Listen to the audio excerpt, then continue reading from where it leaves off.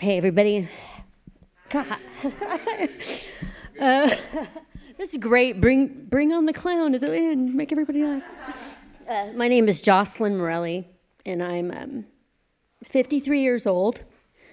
And I've been sober since January 24th, 2003.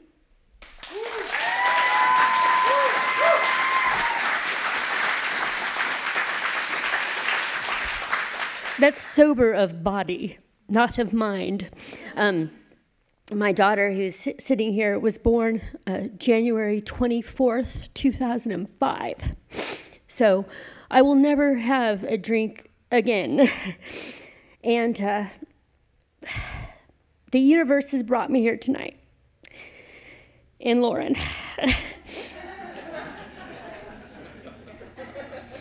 Lauren has wanted me to do this for a couple of years, and I was just never in the right frame of mind. And she just happened to get me at the right exact point. I got a Facebook message and said, "Can you do This Is My Brave this year?" And I said, "Yes." And she said, quickly I said it, and she was really surprised at that, I think.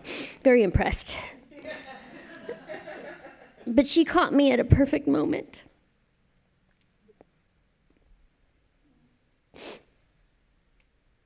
It was the first night that I felt safe in a new house that my boyfriend had bought for me and my daughter. We were out of the filth and the cockroaches and the unsafety that you feel if you have residential insecurity.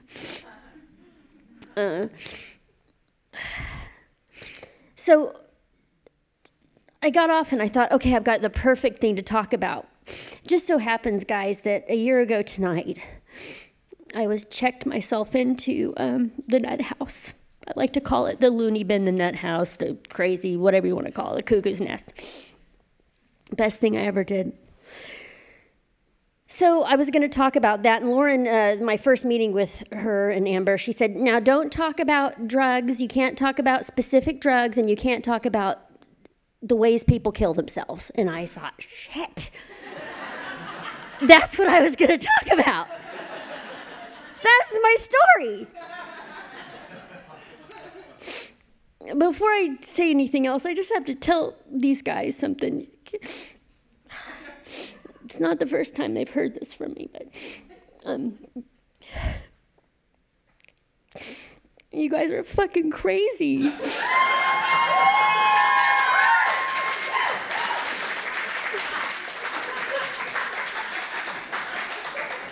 And I'm so honored to be one of you and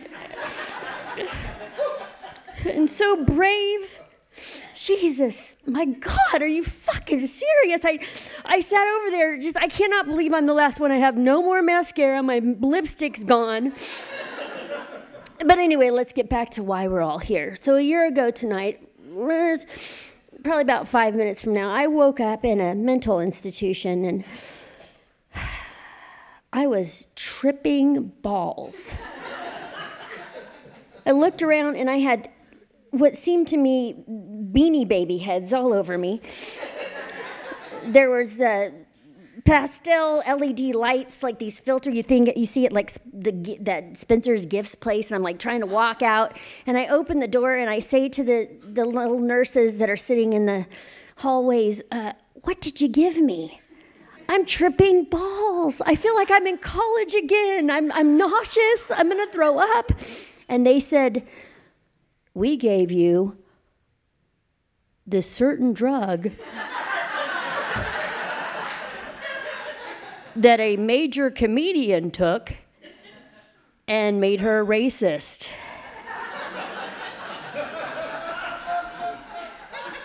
And I said, Cracker wants a cracker. Honky, get me some food. I'm going to throw up. And this nurse reaches into her pocket and pulls out a Little Debbie snack cake. Just one. It was like manna from heaven. She sat me down in front of Grey's Anatomy, which I'd never seen. They were watching that in the hallway. And when the other anxiety medicine kicked in, I went back to bed. Now, let me tell you why I was there. I had lost my mother, and I went into a depression. Oh, God. It was so scary, you guys. I got addicted to Hallmark Christmas movies and forensic files. And I had held up in this little room, my daughter coming in making food for me. I was afraid to go out. I was afraid of myself because I could not stop thinking about killing myself. And I would never kill myself. I never would kill myself. My father killed himself, and I was the last call he made. And I would never, ever, ever do that to my daughter. And I wouldn't do it, but yet I could not stop thinking about it. And the only way that I could stop thinking about it was watching these goddamn Hallmark movies. Because I knew it was going to happen. And same with forensic files. They're going to find some DNA. It's going to happen.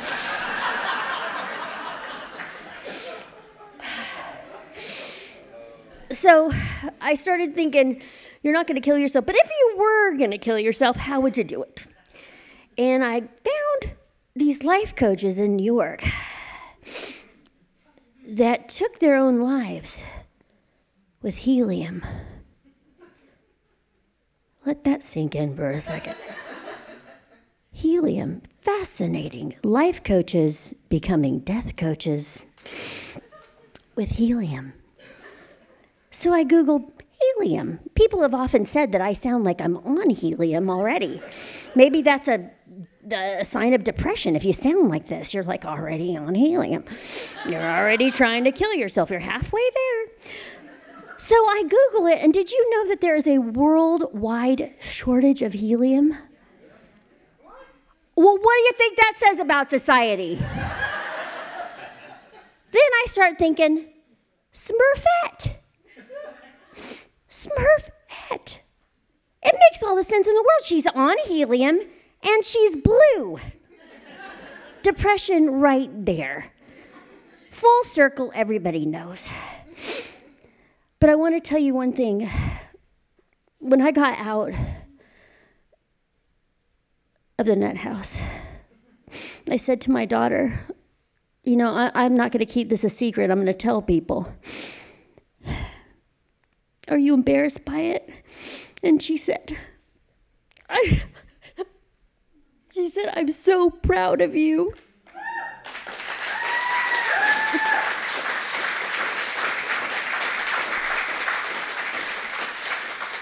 So in conclusion, tell people how you are.